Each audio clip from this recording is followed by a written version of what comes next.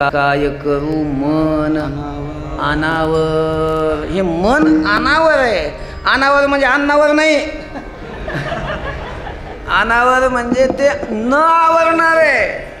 ते आवरत नाही. कितीही त्याला आवरून धरायचा प्रयत्न केला तर ते आवरतच नाही, स्थिर होतच नाही. फारच चंचल आहे.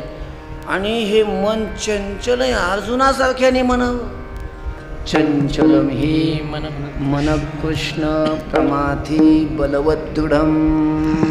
तुमच्या आमच्यासारख्याने म्हटलं असतं, कारण आपलं चंचल आहेच. रात्रंदिवस मोबाईलमध्येच आपलं डोकं असतं. हे तुमचे आमचे शब्द नाहीत ना, ते अर्जुनाचे शब्द आहेत. अर्जुनाचे तर फार चंचल आहे.